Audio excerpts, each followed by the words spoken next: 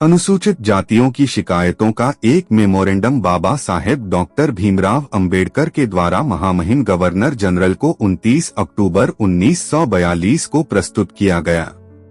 इस मेमोरेंडम में शैक्षिक शिकायतें, एक उच्च शिक्षा के लिए सहायता का अभाव, एक अनुसूचित जातियों के लड़कों में उच्च शिक्षा की प्रगति को देखा जाए तो ये निष्कर्ष निकलते हैं। एक, कला और विधि के विषयों में शिक्षा संतोषजनक रूप से प्रगति कर रही है। 2, विज्ञान और इंजीनियरिंग में शिक्षा ने कोई प्रगति नहीं की है। 3, विदेशी विश्वविद्यालयों में उच्च शिक्षा पहुंच से बाहर है। 2, इस शोचनीय स्थिति के बारे में उचित रूप से विचार किया जाना चाहिए। लोक सेवाओं में अनुसूचित जातियों के प्रवेश के प्रश्न पर विचार विमर्श करते समय यह तथ्य उभरा कि यह बात पूर्ण रूप से लोक सेवा अधिकारियों की सहानुभूति पर आश्रित है।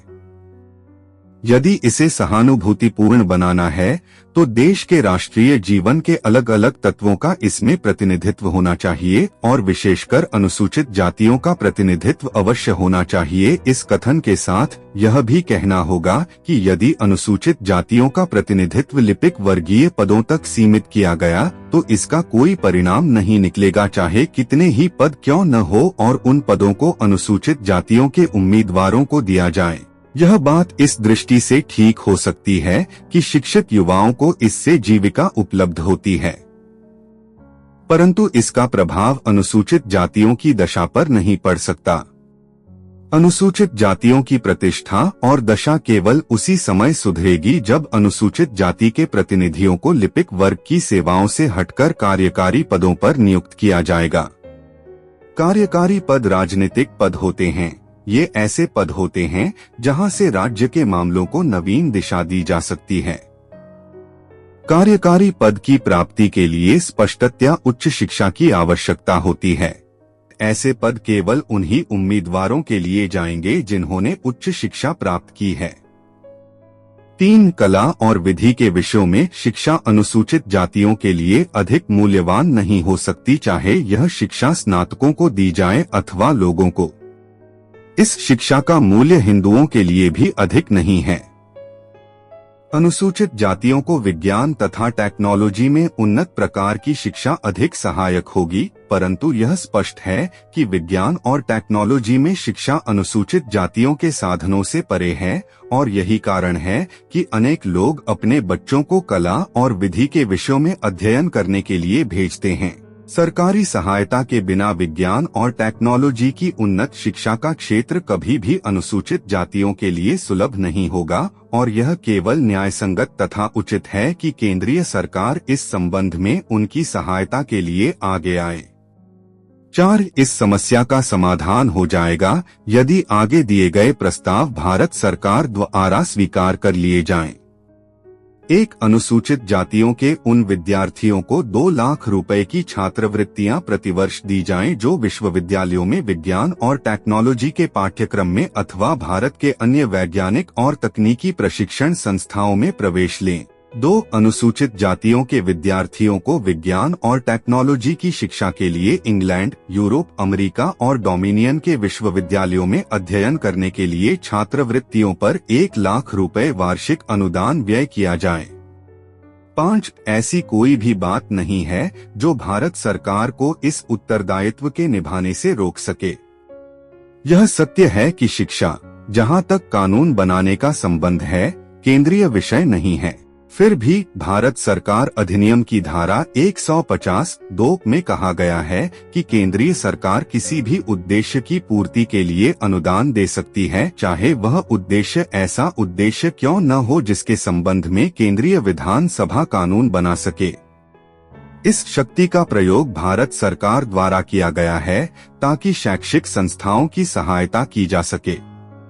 नीचे ऐसी शैक्षिक संस्थाओं की सूची दी गई है जो केंद्र सरकार के प्रशासन क्षेत्र से बाहर हैं और जिन्हें केंद्रीय राजस्व से सहायक अनुदान प्राप्त होते हैं। 1, शैक्षिक संस्थाएं। 1, भारतीय महिला विश्वविद्यालय बम्बई। प्रतिवर्ष राशि वर्ष 1937 से 38 और 1941 से 42 में इस संस्था को 50,000 रुपए के अनावर्ती अनुदान दिए गए। 2 विश्व भारती शांति निकेतन 25,000 रुपए। 3 इंटर यूनिवर्सिटी बोर्ड इंडिया 1,000 रुपए। 4 एंग्लो इंडियन और यूरोपीय शिक्षा के लिए अंतःप्रांतीय बोर्ड 3,600 रुपए।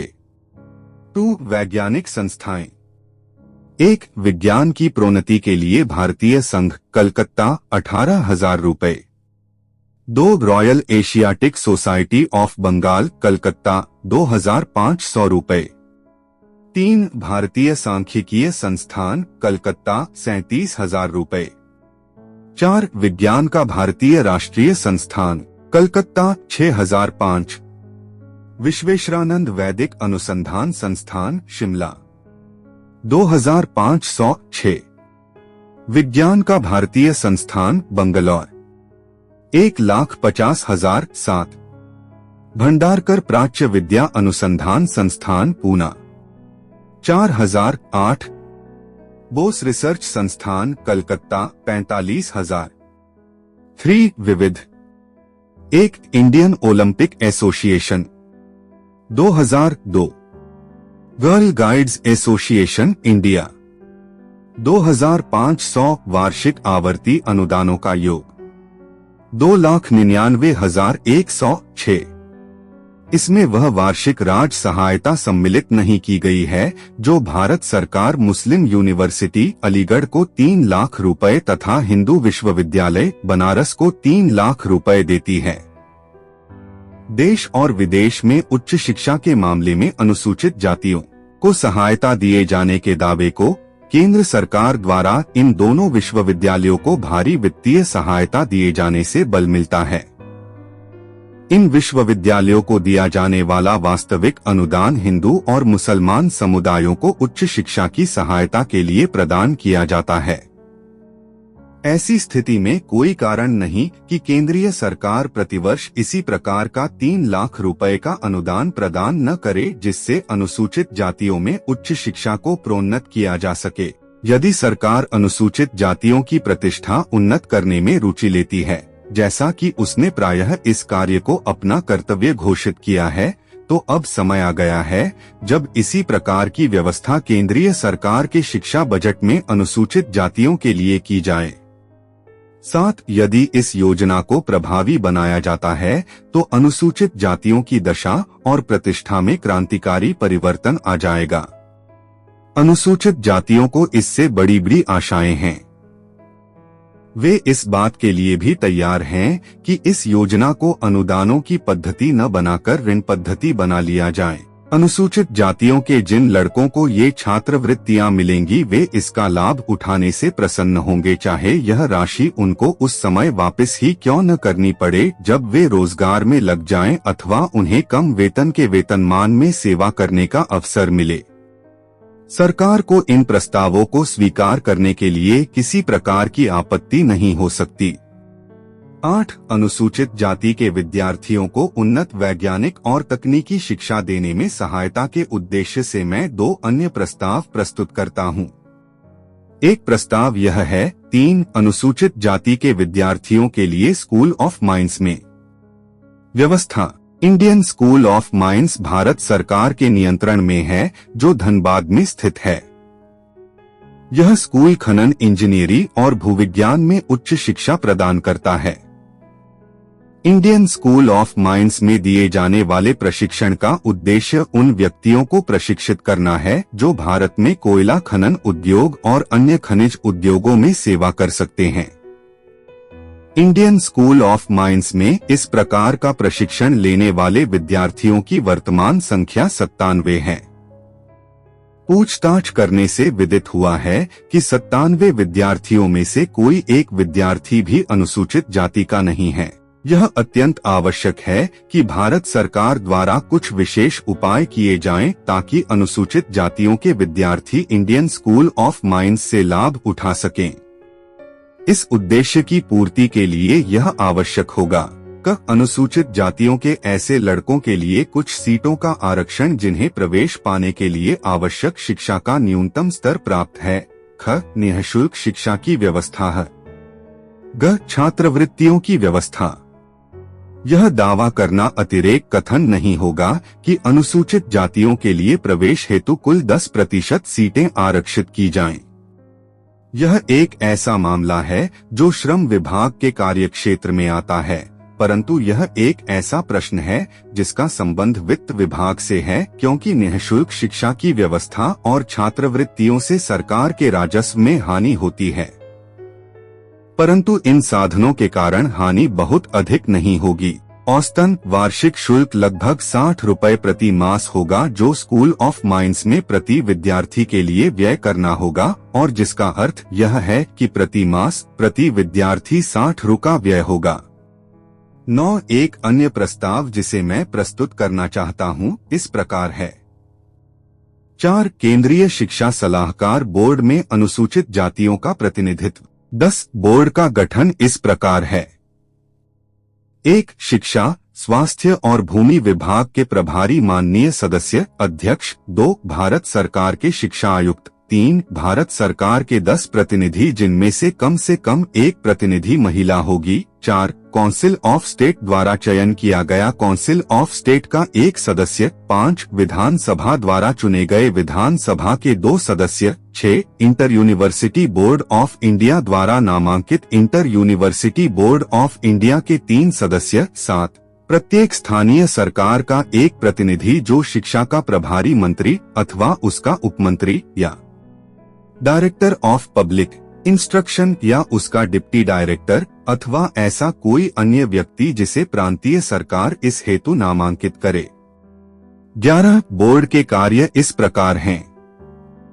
किसी भी ऐसे शैक्षिक प्रश्न पर परामर्श देना जो भारत सरकार अथवा स्थानीय सरकार द्वारा उसको भेजा जाए। भारत के लिए विशेष रूप से हितकारी और लाभदायक शैक्षिक विकास के संबंध में सूचना व सलाह देना। भारत सरकार और स्थानीय सरकारों को अपनी सिफारिशों के साथ उस सूचना को परिचालित करना तथा इससे पूर्व उस सूचना की जांच करना। 12 बोर्ड के कार्यकलापों से यह स्पष्ट रूप से विदित है कि बोर्ड अनुसूचित जाति की शैक्षिक समस्या का अध्ययन कर सकता है, क्योंकि यह स्थिति विशेष हित की है और वह इस संबंध में सिफारिशें कर सकता है तथा इस बारे में केंद्रीय और प्रांतीय सरकारों को सलाह दे सकता है। अनुसूचित जातियों में उच्च शिक्षा के प्रसार के लिए सरकारों और विश्वविद्यालयों का ध्यान आकर्षित करने का विशेष महत्व है। 13 फिर भी सर्वप्रथम यह आवश्यकता है कि बोर्ड को अनुसूचित जातियों जैसे विशेष वर्गों की शैक्षिक समस्या के बारे में रुचि लेनी चाहिए। यह तभी संभव होगा जब बोर्ड में अनुसूचित जाति के सदस्यों को प्रतिनिधित्व दिया जाए। इसलिए यह सुझाव दिया जाता है कि अनुसूचित जाति के 2 प्रतिनिधियों को बोर्ड में नामांकित किया जाए। 2 तकनीकी प्रशिक्षण के लिए सुविधाओं का अभाव। 14 आर्थिक दशा सुधारने की दृष्टि से अनुसूचित जातियों को साहित्यिक शिक्षा की तुलना में तकनीकी शिक्षा देना अधिक महत्वपूर्ण है। परंतु तकनीकी शिक्षा बहुत महंगी है और अनुसूचित जाति के बच्चों के लिए यह संभव नहीं है कि वे तकनीकी शिक्षा ले सकें। किंतु तकनीकी शिक्षा के बिना उनकी आर्थिक दशा में सुधार नहीं होगा। हिंदुओं की सामाजिक पद्धति के कारण अनुसूचित जातियों का भारतीय अर्थव्यवस्था में बहुत नीचा स्थान है।